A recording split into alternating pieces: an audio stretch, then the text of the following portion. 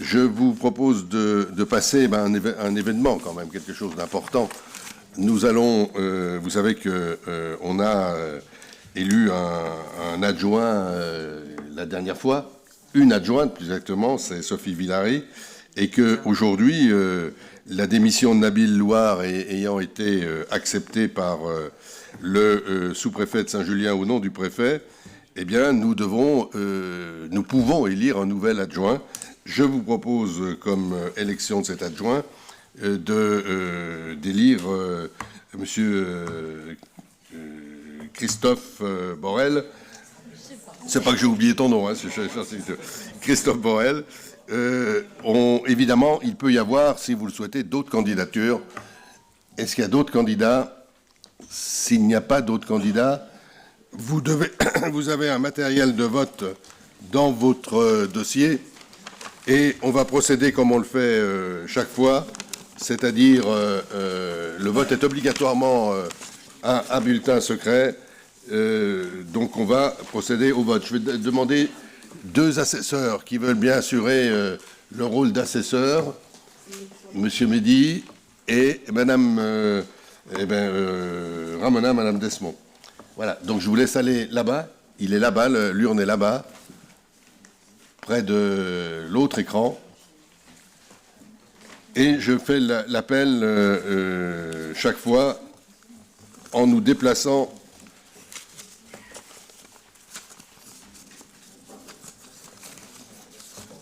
pour aller voter. Donc, je commence par moi-même, et ensuite j'appelle Michel Boucher. Et puis Madame Lachenal. On vote avec notre procuration en même temps? Oui. Hein? Michel Boucher, il y a une procuration pour Pascal Sauve.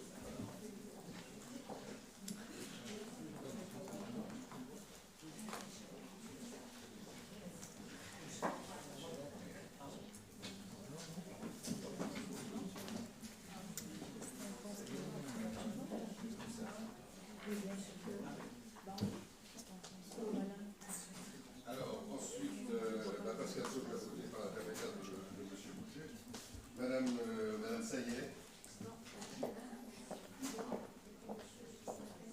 suivi de Monsieur Fournier. Sophie Méline aussi. Sylvie Méline. Monsieur Fournier qui a procuration. De qui? Sylvie Méline. Sylvie Méline. Madame Méline. Procuration pour Jonathan Naville que j'ai. Tu as voté pour aussi pour procuration pour Jonathan Naville. Voilà, il est donné à Madame Lachenal. Madame Boucher a voté, suivi de Monsieur Mehdi.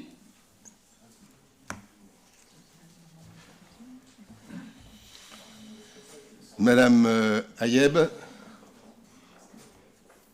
Monsieur Michela. La procuration de Madame Ali Hamad. Madame Villary. Monsieur Burniard. Procuration pour Monsieur Gaillard, Madame. Procuration pour Monsieur Gaillard, Madame Villary.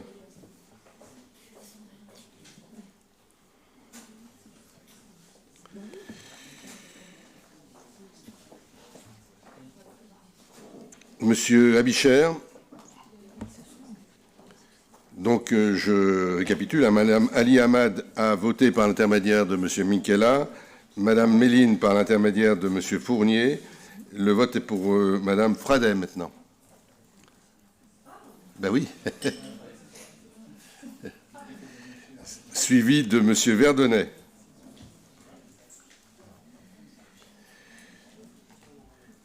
Et puis, Monsieur Gaillard, on l'a dit, a donné procuration à Madame Villary qui a déjà voté. Madame Munier.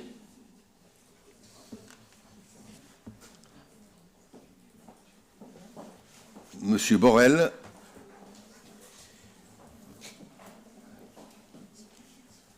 L'impétrant de Madame Enkou, Madame Liman,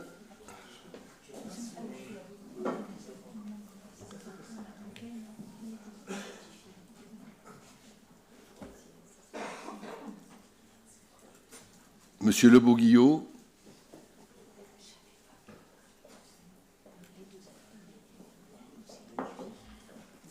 Monsieur Beauchot, qui a la procuration de Madame Lounis, c'est ça?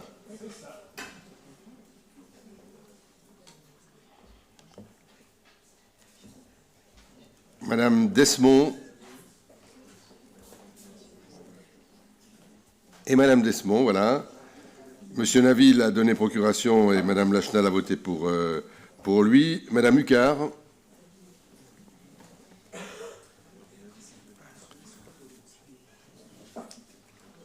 Et Monsieur Urzua.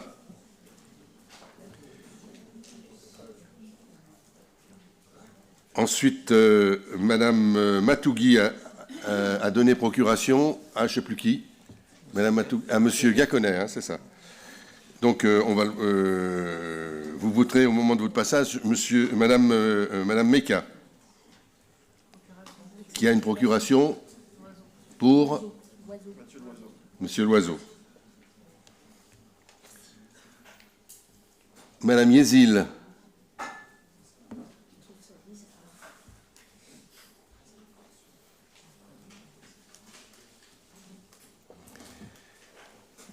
Madame Dejean, qui a une procuration de Yézil Jurt.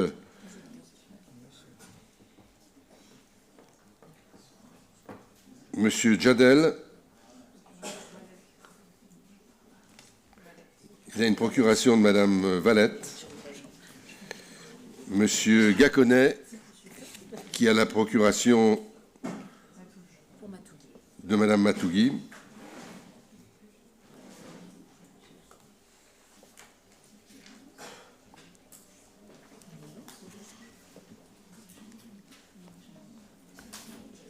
Et évidemment, M. Chalaï Dos Ramos ne votera pas. Voilà. Il n'a pas donné de procuration non plus.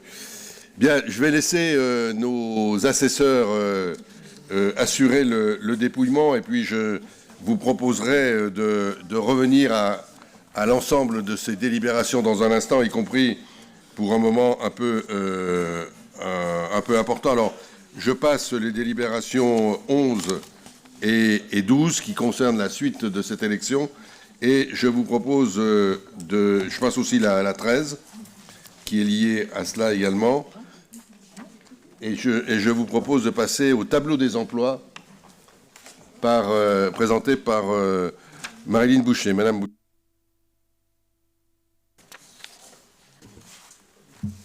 Bonsoir à toutes et à tous. Comme chaque mois, je vous présente les modifications du tableau des emplois. Nous vous proposons de créer les emplois suivants. D'abord, un emploi non permanent d'assistant éducatif petite enfance à 80%, catégorie C.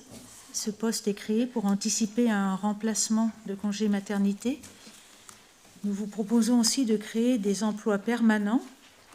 D'abord, un poste de chargé de mission aménagement et circulation. C'est un poste de catégorie A à temps complet et la personne sera notamment chargée de travailler sur le tramway. Un poste de chargé de projet événementiel, un poste de catégorie C ou B à temps complet. Et ce sera notamment pour travailler sur l'année prochaine le Tour de France, mais également tous les événements récurrents qui ont lieu donc évidemment tout le temps. Un poste d'agent d'entretien, grade une filière technique, catégorie C, à temps complet. Un poste de responsable de relais petite enfance, catégorie B, ou de cadre d'emploi des éducateurs de jeunes enfants, filière sociale catégorie A, à temps complet, soit 35 heures hebdomadaires, pour la direction éducation petite enfance. Vous verrez plus tard que cela correspond à une suppression. Un poste de maîtresse de maison, je crois que c'est pour la résidence de Colette Belleville. C'est Colette Belleville. Voilà. Et là aussi, il y aura une suppression qui correspond. C'est que la mission est un peu plus large que le poste que l'on supprime, la mission de cette personne. Ensuite, nous vous proposons une modification. Le poste de coordinatrice du tiers-lieu chargé de mission innovation et modernisation devient responsable de l'équipement La Bulle. Et puis, comme je vous le disais, des suppressions d'un poste d'éducateur de jeunes enfants et d'un poste d'agent de restauration. Et ceci, voilà. Et finalement, nous vous proposons également d'approuver le tableau des emplois que vous avez eu dans les documents. Ce qui répond à une question qui revenait souvent par Madame Mecca, elle avait raison. Le tableau des emplois présente y compris les emplois non pourvus, vacants, hein. Et je pense que sa présentation est suffisamment claire. Est-ce qu'il y a d'autres questions ou remarques sur ce dossier, Madame Mecca? J'ai pu constater qu'il ne manquait plus d'animateurs périscolaires. Eh oui. C'est déjà une bonne chose. D'autre part, par contre, il nous manque encore des policiers municipaux. Est-ce qu'on a un espoir d'avoir des recrutements à venir ou pas? Là, c'est juste un jeu de départ et d'arrivée, hein. C'est pour ça qu'on vous avait dit, le tableau, il est forcément à l'instant T, et on espère que dans moins d'un mois, il y aura une compensation. Bien évidemment, on ne laisse pas un poste vacant, on recherche derrière, absolument. Oui, mais donc il manque quand même quelques postes. Aujourd'hui, il manque, D'accord. oui, bien sûr. Ok, j'ai bien compris quand même. En fait, Merci. toutes les collectivités de... Monsieur Michela souhaite les répondre sur ce sujet-là, peut-être. Je dis un mot et puis je te laisse. En fait, toutes les collectivités recherchent des emplois de policiers municipaux, donc voilà, c'est malgré les efforts faits par les services, on est en concurrence avec d'autres collectivités, c'est pas très facile d'en trouver. Mais on en trouve, voilà, puisqu'on est à peu près à jour en termes de... Et il en manque un. Il en manque un, oui. Enfin, il y a un parce qu'il y a un départ et qui sera compensé par, on l'espère, un recrutement. Donc aujourd'hui, la bonne nouvelle, c'est qu'on est quasiment à jour du nombre de postes à la police municipale, puisque les congés, il y avait des congés, ils ont été remplacés. Donc pour l'instant, ça va. Donc ça veut dire que le projet proposé par la ville à ces policiers qu'on recrute convainc, plaît à ceux qui viennent. Et il est à noter que ce service est largement féminisé. Oui, absolument. Oui, et c'est très bien, n'est-ce pas? J'ai peut-être exagéré avec le largement. C'est Trois quand même. Et dans les équipes municipales, c'est de policiers municipaux. Voilà, on est passé de 0 à 3, c'est important. Voilà, pas d'autres questions, Madame Mecca, si? Vous dites que ça rentre dans l'ordre là. Donc du coup, le tableau des emplois ne correspond pas à... Puisque on est dans l'instant T. Il correspond à aujourd'hui. Donc on est bien d'accord, à aujourd'hui, il y a bien encore 4 postes vacants. On est bien d'accord. Voilà, c'est juste ça que je voulais comprendre. Merci. Monsieur Gaconnet. Oui, je veux juste rebondir sur ce que vient de dire Monsieur Minkela par rapport au fait que la politique de la ville plaise aux policiers municipaux. Je mets un tout petit bémol parce qu'il y a quand même un sacré turnover. Ce qui peut expliquer aussi que c'est pas... Alors, il y a peut-être de la déception quand ils arrivent et ils repartent, mais de là à dire qu'ils adhèrent tous pleinement à la politique de la ville en matière de sécurité, je mets vraiment un gros bémol parce que le turnover est quand même important. Comme dans toutes les équipes de police municipale. Monsieur Minkela va vous répondre très simplement. Oui, très simplement. Le turnover, il est lié au fait qu'il y a de la concurrence et que les policiers qui sont recrutés, comme d'autres employés municipaux, vont là où leur projet de vie les conduit de façon, j'ai envie de dire, personnelle, quoi. Les déceptions, parce qu'il y en a toujours des déceptions sur des fonctionnements de service, sont bien moins importantes que ce que vous laissez entendre. Les policiers qu'on a aujourd'hui adhèrent au principe, mais chacun a un parcours de vie particulier, ce qui fait qu'au bout d'un certain temps, certains s'en vont parce que leur vie se fait ailleurs. Mais ça se passe bien souvent. Et puis, c'est vrai pour tous les postes, on a le turnover dans l'ensemble des collectivités locales de Haute-Savoie, et plus particulièrement dans celles qui sont proches de la frontière, sont liées à la recherche de logement, hein, bien évidemment. Et quand vous discutez avec la police nationale, qui a du mal à maintenir ses effectifs, c'est pas parce qu'ils n'adhèrent pas au projet de police, puisque là, ils sont policiers nationaux qui bougent, qui s'en vont. C'est tout simplement parce qu'ils ne trouvent pas de logement correspondant à leur salaire.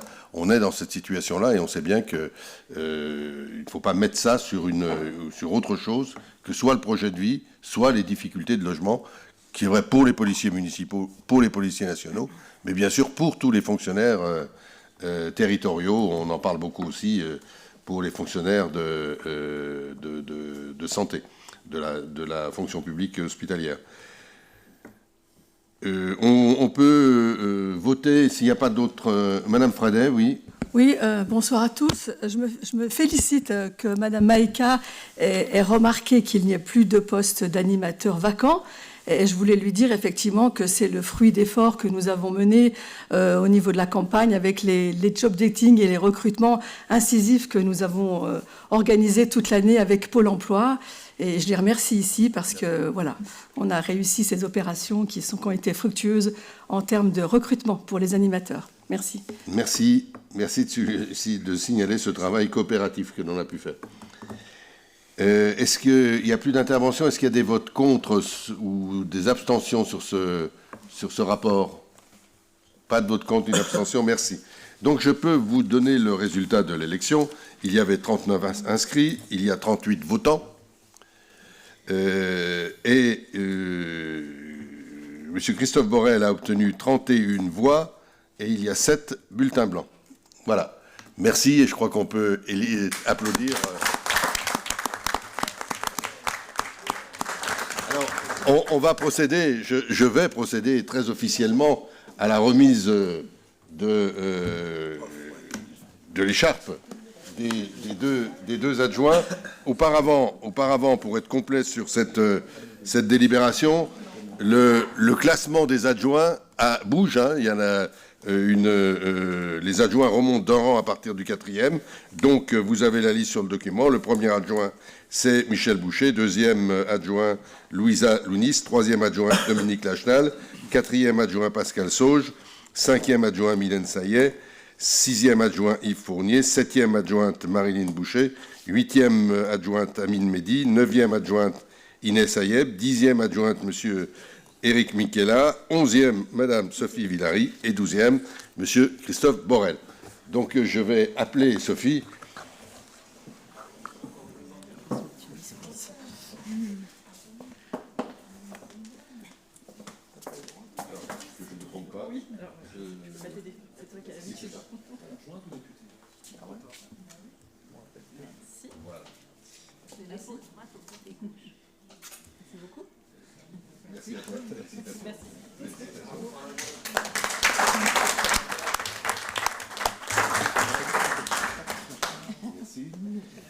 Monsieur Borel.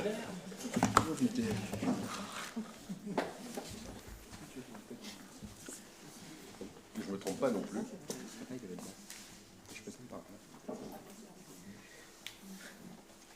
Alors le bleu toujours vers le... Sinon tu deviens député. Tu deviens parlementaire. Pas tout de suite. Félicitations. Félicitations. Bravo. On ne fait pas la bise. Je rigole. Merci. Tu peux l'enlever. Ah ben, vous pouvez la garder. Hein. Je sais que la première fois qu'on porte cette écharpe, on en est très fiers. Et évidemment, ça crée des devoirs. Mais voilà, c'est une étape extrêmement importante. Donc je voudrais bien évidemment souhaiter féliciter chaleureusement et amicalement Sophie et Christophe pour leur élection au ce mandat d'adjoint. Mais on a eu l'occasion de retravailler un certain nombre de délégations et quoi qu'en pense une collègue de l'opposition, je n'ai pas délégué tous mes pouvoirs, mais je délègue une partie de mes pouvoirs étant donné que j'ai la responsabilité globale de la mairie et que mes journées sont bien remplies. Voilà. Donc, alors je ne vais pas reprendre toutes les délégations, simplement les délégations modifiées, à titre d'information, hein, puisque la délégation est de la responsabilité du maire. Donc, Sophie Villary est adjointe en charge de la culture et de la vie associative. Christophe Borel est en charge du sport et de l'éducation sportive. Marilyn Boucher, elle n'est pas nouvelle adjointe, mais on a légèrement modifié sa délégation. Elle est adjointe en charge des ressources humaines, de l'égalité femmes-hommes, de la commande publique et de la gestion des espaces naturels. Voilà, globalement, tout ce que tu portes comme responsabilité. Ramona Desmond est conseillère municipale déléguée en charge des jardins familiaux, des solidarités internationales, ça c'était déjà le cas, et on y a ajouté la lutte contre les discriminations. Frédéric Gaillard, qui fête son anniversaire aujourd'hui, si j'ose dire, donc on peut lui souhaiter un bon anniversaire, est conseiller municipal délégué en charge de l'évolution écologique du PLU et de l'accueil et du suivi des associations de la ville. Voilà. Donc conseiller délégué auprès de Michel Boucher et auprès de Sophie Villary. Diane Encou est conseillère municipale déléguée en charge de l'événementiel. On regroupe les événements et il y aura un service événementiel. L'occasion du Tour de France nous permet de consolider un peu ce service. Isabelle Hucard est conseillère municipale en charge des politiques inclusives. Je ne sais pas si nous l'avions signalé, voilà, informé. Hernan Urzua est conseiller municipal en charge du suivi du CHSCT, c'est-à-dire du comité de hygiène et sécurité de la ville, et du suivi des politiques de santé publique. Même si ce n'est pas notre compétence, il nous semble d'avoir un suivi à ce domaine-là. Aujourd'hui, ça ne peut être qu'essentiel. Sylvie Méline est conseillère municipale déléguée en charge des activités périscolaires et de la restauration collective. Alors évidemment, sous la responsabilité des adjoints concernés, mais c'est pour pouvoir négocier, notamment avec nos prestataires. Sophie Fradet est conseillère municipale déléguée en charge des terrasses et marchés. Elle prend une délégation qu'avait auparavant Sophie, l'autre Sophie Villary, de l'accès au premier emploi et de la mise en œuvre du forum de l'emploi. Elle a conservé ces éléments. Céline Munier, conseillère municipale déléguée en charge du conseil municipal des jeunes. On va bientôt avoir, Céline est là, avoir des propositions à faire devant ce conseil, et conseil municipal des jeunes et de l'éducation civique des jeunes en général, notamment dans le cadre scolaire et périscolaire.